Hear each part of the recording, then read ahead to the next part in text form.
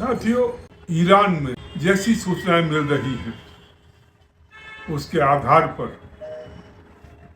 12,000 वहां के नागरिकों को वहां की सेना ने मौत के घाट उतार दिया है। बड़े स्केल पर कत्लेआम हो रहा है,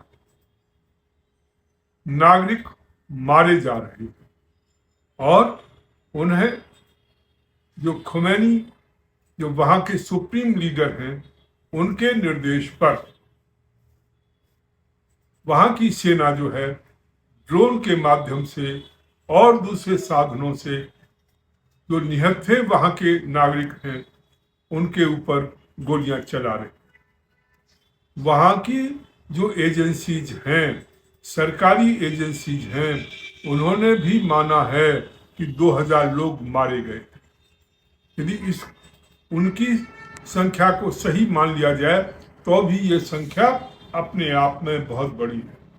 किसी देश के 2,000 नागरिकों का मारा जाना, वो भी आर्मी के द्वारा, और बहुत बड़ा एक प्रकार से नंबर है। इसका मतलब वहां पर अशांति फैली हुई है। जो मीडिया के माध्यम से, इलेक्ट्रॉनिक मीडिया के माध्यम से हमारे पास खबरें आ रही हैं, उसके अनुसार राजधानी तेहरान से लेकर और उनके बड़े बड़े शहर और इवन ग्रामीण क्षेत्रों में भी आग फैल चुकी है। वे लोग खुमैनी को हटाना चाहते हैं, सत्ता परिवर्तन करना चाहते हैं और वो इस्लाम का भी विरोध कर रहे हैं। वो इस्लाम के बजाय पर्शियन रिलीजन की तरफ जो है अपनी आवाज उठा रहे हैं और उनके जो अपने सिंबल्स हैं उनको जो है आगे लाने की कोशिश कर रहे हैं। तो इस रूप में एक बड़ा परिवर्तन जो है आने वाले समय में हमें देखने को मिलेगा ईरान में, यदि ये क्रांति जो है सफल होती है तो। अनेक बार क्रांति की कोशिश की गई, परंतु हर बार खुमैनी और उसके जो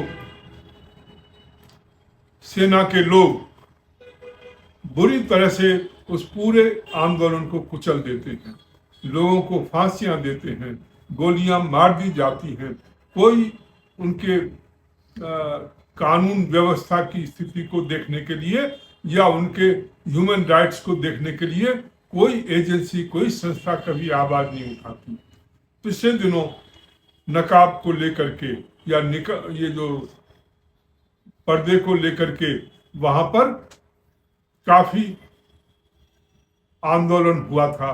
वहां की महिलाओं ने वो हटा दिए थे अपने नकाब और घोषणा की थी, हम स्वतंत्र होना चाहते हैं, आजाद होना चाहते हैं, हम इससे मुक्ति पाना चाहते हैं। उन्होंने अपने बाल काट दिए थे। तो इसको लेकर के बहुत बड़ा आंदोलन चला था, परंतु वो आंदोलन धीरे धीरे खत्म हो गया क्योंकि वहां की सेना के सामने, सेना के द्वारा जो आतंक होता है उसके सामने वो लोग टिक नहीं पाए। अब पुनः ये आंदोलन चालू हुआ है। आशा है शायद इस बार जो ये क्रांतिकारी लोग हैं, जो ये लोग रिवॉल्यूशन लाना चाहते हैं, परिवर्तन लाना चाहते हैं, ईरान में इस्लामिक तंत्र को खत्म करना चाहते हैं, शायद उनकी जीत हो सके। हालांकि अभी उन्हें बहुत लंबा रास्ता तय करना है। अभी काफी खून खराबा उस देश में होना है और वहां की सरकार इसको खत्म करने के लिए, इसको दबाने के लिए हर जो भी उपाय संभव है वो सभी उपाय करने को तत्पर है। ऐसी स्थिति में आने वाले समय में हो सकता है इससे ज्यादा भी गंभीर घटनाएं हमें देखने को मिले, रक्तपात देखने को मिले, खून खराबा देखने को मिले। परंतु आशा करते हैं कि शायद यदि ये क्रांति जीतती है, इसको विजय प्राप्त होती है, तो निश्चित रूप से उस वहाँ की जो सिस्टम है, वहाँ की जो स्थिति है, उसमें परिवर्तन आएगा।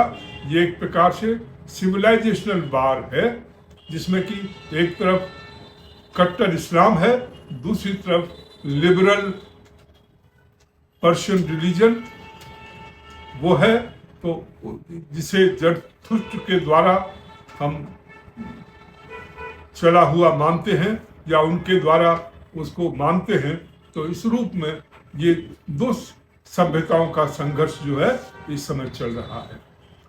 तो इस समय सत्ता क्योंकि इस्लामियों के हाथ में है, वो हर कीमत पर इसको खत्म करना चाहते हैं और इसलिए उन्होंने सारी बर्बरता की सीमाएं जो है पार कर दी हैं। साथियों, इस वीडियो को शेयर करिए, कमेंट्स करिए और अपने सभी साथियों में भेजिए। साथ ही QR कोड लगा हुआ है, उसके माध्यम से राष्ट्रवाद पार्टी को सहयोग देकर के पार्टी को मजबूत करिए। धन्यवाद।